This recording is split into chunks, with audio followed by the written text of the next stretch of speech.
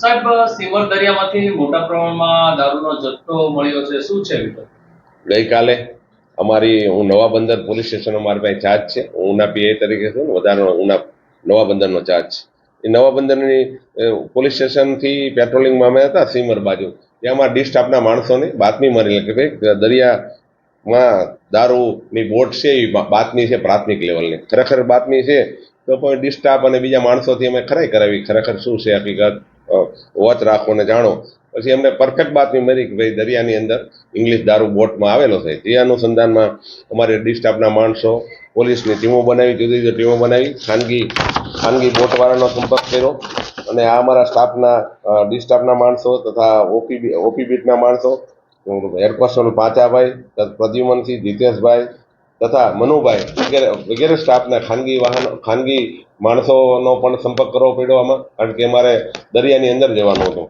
એટલે અમને અમારા ખાનગી બોટનો સંપર્ક કરી ખાનગી બોટવાળાની સાથે લઈ અને પ્રાથમિક પંચનામું કરી પંચો સાથે સદરૂ જગ્યાએ અમે તપાસ કરતા કે ભાઈ અમને આ એક બોટ અજાણી બોટ મળી. બોટનો અમે રાઉન્ડ અપ કરીને અને બોટને સર્ચિંગ કરતા ખરેખર એની અંદર ઇંગ્લિશ દારૂ હોય, જેથી અમે અંદર ખલાસી અને માણસો હોય, જેથી એને રાઉન્ડ અપ કરી અને દરિયા કિનારે અમે લઈ આવ્યા અને તપાસ કરતા એની અંદર અમને નવ માણસો હતો અને એક સંઘર્ષમાં આવેલું બાળક હતું. 10 જણા હતા અને એની પૂછપરછમાં એ દારૂ વિશાલ ઢોડિયા ઉમરગામનો છે, એને ભરાયો છે.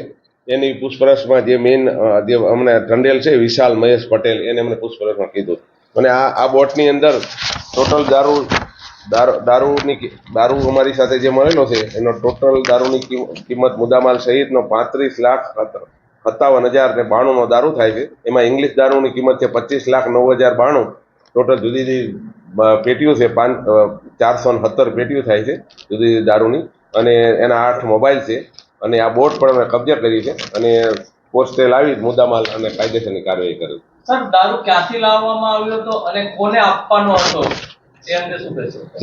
જે દારૂ છે ને, અમને જે પૂછપરછ કરી મેઇન એક્યુઝ જે છે વિશાલ મહેશ પટેલ, એની પૂછપરછમાં એવું જણાવ્યું અમને કે વિશાલ ઢોડિયા ઉમરગામનો છે, એને દારૂ ભરાયો છે. અહીંયા રોનક ટંડેલ વલસાડનો છે, એને બે ભેગા થઈને મોબાઈલ નંબર પણ અમારી પાસે આવ્યા છે, એને અહીંયા ભરાયો છે. અને અહીંયા ત્યાં દરિયા કિનારે સામો માણસ કોન્ટેક્ટ કરે એટલે એને દારૂ અહીંયા ઉતારવાનો હતો. કોઈએ કોન્ટેક્ટ કરેલો નહોતો એટલે દારૂ વિતરો નહોતો. દરિયા મારફતે જે દારૂ આવ્યો છે તેમાં અઢળક પ્રમાણમાં દારૂ હતો. જે દારૂ જે છે દારૂ ટોટલ 415 પેટી હતી. ટોટલ દારૂ 25,09,092નો ઇંગ્લિશ દારૂ હતો અને એક બોટ અમે કબજે કરી. આટલો મુદ્દો સંઘર્ષમાં આવેલો બાળક છે, એની કાયદેસરની